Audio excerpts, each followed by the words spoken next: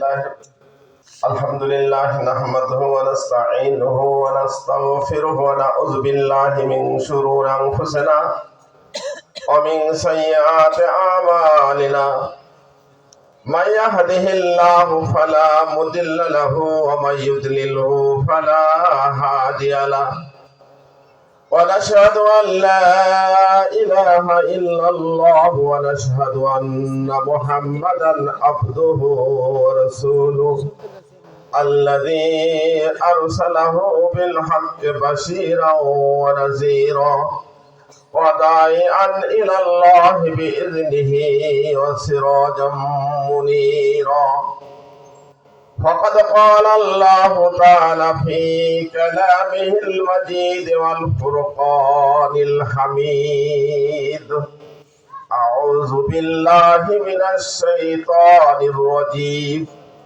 بسم الله الرحمن الرحيم إن الله وملائكته يصلون على النبي يا أيها الذين آمنوا صلوا عليه وسلموا تسليما اللهم صل على سيدنا مولانا محمد وعلى آل سيدنا مولانا محمد والحبيب الذي ترجى شفاعته لكل حول من الأهوال مقتحم اللهم صل على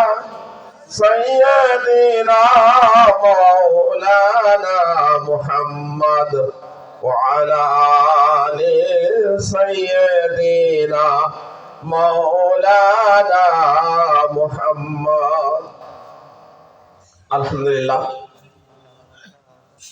মহান আল্লাহ রাব্বুল আলামিনের দরবারে হাজার শুকরিয়া যিনি আমাদেরকে বিনা পারমিশনে পাড়ায় পাড়ায় কোরআন ও হাদিসের আলোকে আলোচনা করা তাফসীরুল কোরআনের এই মাহফিল করার সুযোগ পরিবেশ করে দিলেন সে মহান আল্লাহ রাব্বুল আলামিনের দরবারে শুকরিয়া আদায় করি আলহামদুলিল্লাহ। আখের নবী শেষ নবী সবারই প্রিয় নবী বিশ্ব নবী মুহাম্মদ সাল্লাল্লাহু আলাইহি সাল্লামের প্রতি জানাই দরুদ ও সালাম সাল্লাল্লাহু আলাইহি সাল্লাম। আজকের এই জয়রামপুর কলোনিপাড়া যুব সমাজের উদ্যোগে দ্বিতীয় বার্ষিক তাফসীরুল কোরআন মাহফিল। এই তাফসীরুল কোরআন মাহফিলের আজকের সভাপতিত্ব করছেন জনাব মাওলানা ইদ্রিস আলী, সহকারী অধ্যাপক কারপাডাঙ্গা ডিগ্রি কলেজ। আজকে আমাদের মাঝে আলোচনা রেখেছেন আমাদের তারিনপুর মসজিদের ইমাম সাহেব। তারপরে আমাদের মাঝে দ্বিতীয় বক্তা হিসেবে আলোচনা করে গেলেন মাওলানা আব্দুল মুকিত ঝিনাইদা।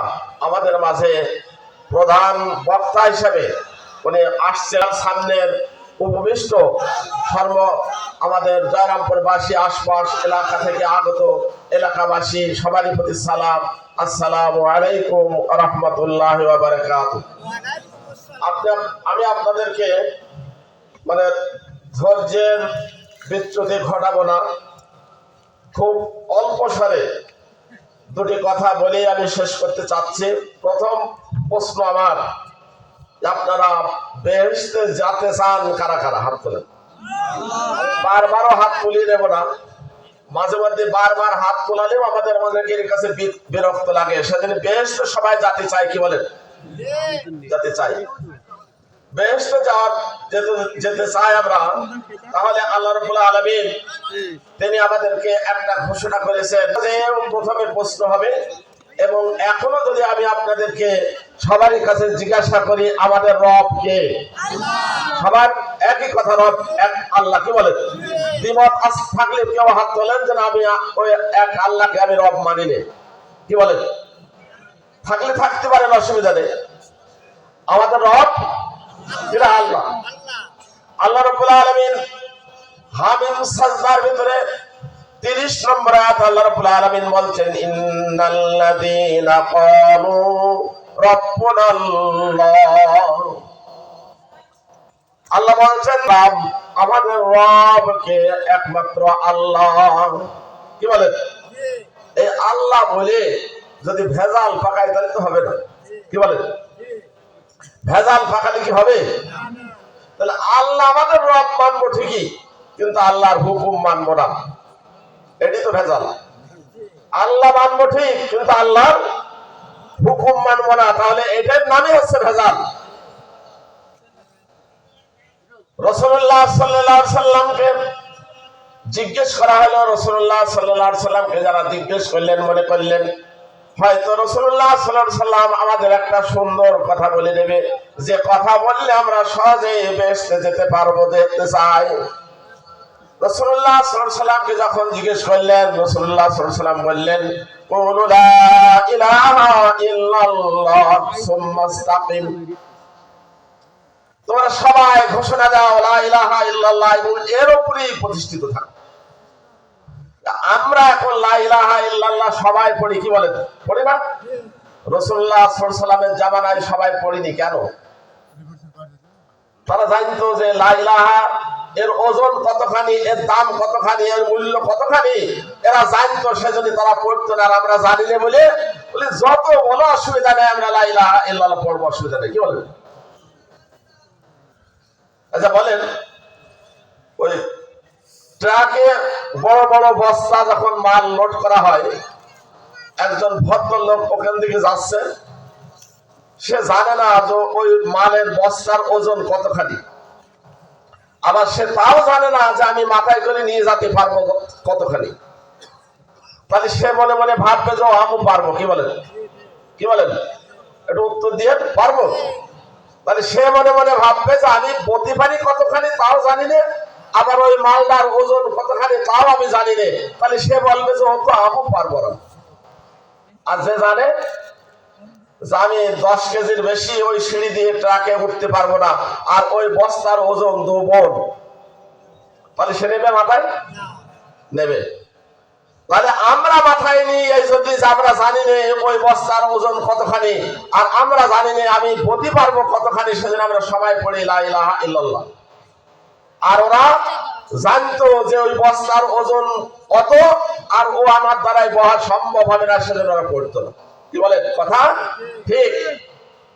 তারা জানতো লা ইলাহা ইল্লাল্লাহ মানে এক আল্লাহ ছাড়া কারো হুকুম মানা যাবে না, যত দেবতা আছে, যত দেব দেবী আছে তাদেরকে ছেড়ে দিতে হবে।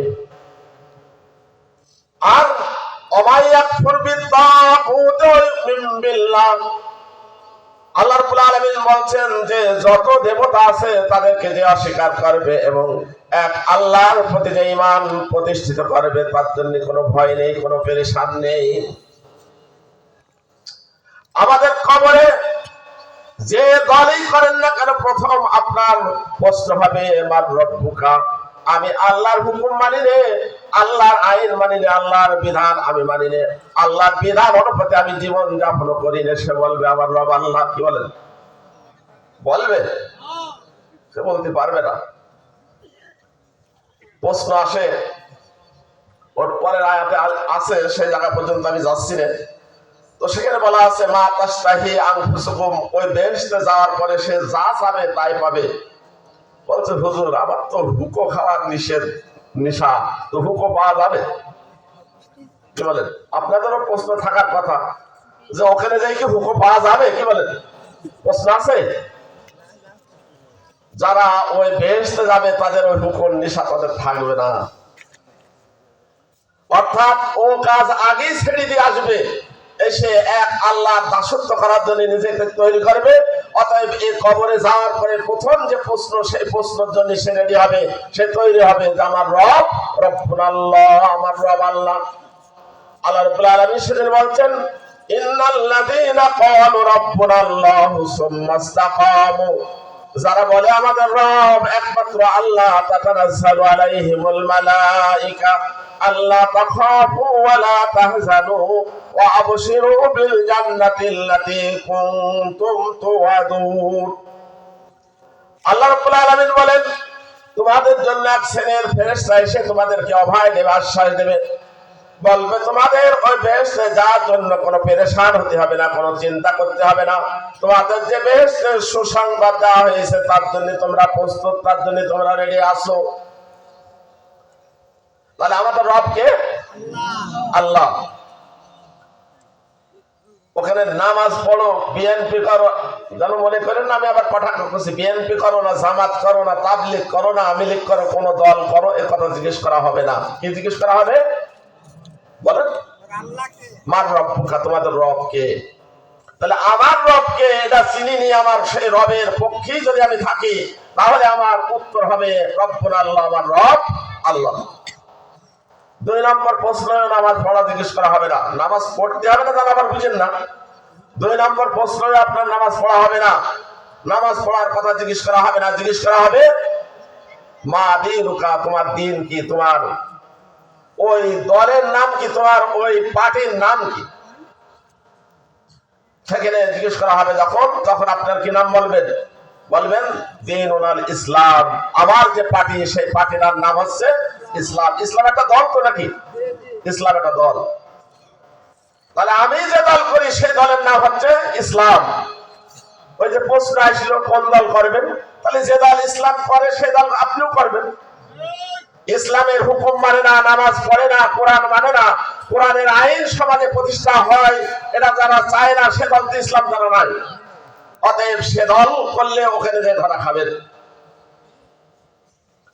3 নম্বর প্রশ্ন, আপনাদের মাঝে এই কোরআন নিয়ে যে ব্যক্তি এসেছিলেন সেই ব্যক্তির নাম কি, সেই ব্যক্তি আপনাদের কিনা? যদি আপনি তার মতে না চলেন, তার পথে না চলেন, সেদিন বলবেন আমার নেতা অমুক অমুক অমুক। এক একজন এক এক নেতাকে প্রাণের চেয়েও ভালোবাসি, কি বলেন? কিন্তু আমাদের প্রাণের দাবি, প্রাণের নেতা কিনা? সেটা হযরত মুহাম্মদ সাল্লাল্লাহু আলাইহি সাল্লাম। তাহলে আপনার নেতা, আমার নেতা, সবার নেতা, সেই নেতা কিনা? এক নেতা হযরত মুহাম্মদ সাল্লাল্লাহু আলাইহি সাল্লাম। কিন্তু আমি আমার জীবদ্দশায় ওই নেতার নেতা বলে মানলাম না, আর কবরে যাই উত্তর ফটফট করে চলে আসবে, কি বলেন? আসবে না। সেজন্য আসুন, আমাদেরকে সবাইকে যদি বেহেশতে যেতে হয়, কবরের যদি ওই সওয়াল উত্তর যদি আমাদের সহজ আমরা দিতে পারি, দেওয়ার জন্য আমাদের প্রস্তুত। আমাদের আল্লাহ রাব্বুল আলামিনকে আমাদের রব বলে মেনে নিতে হবে। আল্লাহ রাব্বুল আলামিনের দেওয়া যে জীবন বিধান, সেই জীবন বিধান ব্যক্তিগত জীবনে, সামাজিক জীবনে, পারিবারিক জীবনে, রাষ্ট্রীয় জীবনে, সব জায়গার সেই জীবনে মানানোর জন্য আমার আপনার চেষ্টা করতে হবে, জান দিয়ে আর মাল দিয়ে। আর 3 নম্বর হচ্ছে, আমি আমার ব্যক্তিগত জীবনে যদি আমি রাসূলকে নেতা হিসেবে না মানি, তাহলে ওই মরার পরের ওই সময় আর নেতা আমাদের রাসূলুল্লাহ সাল্লাল্লাহু আলাইহি ওয়াসাল্লাম এ কথা কোশ্চেন কালেও মনে আসবে না। সেজন্য আমরা আপনাদের জন্য দোয়া করি যে আল্লাহ রাব্বুল আলামিন আমাদেরকে সবার এই সওয়াল জবাবের 3টে প্রশ্ন যেন আমরা সোজা সাপটা ভাবে দিতে পারি, সহজ ভাবে দিতে পারি। তার জন্য আল্লাহ আমাদেরকে কবুল করুন। এবং আমি আপনাদের জন্য দোয়া করে, আমার জন্য দোয়া চেয়ে আমিও যেন সেই সোজা সাপটা উত্তরগুলো দিতে পারি, তার জন্য আমি প্রস্তুত হই। আল্লাহ রাব্বুল আলামিন আমাদের সবাইকে কবুল করুন।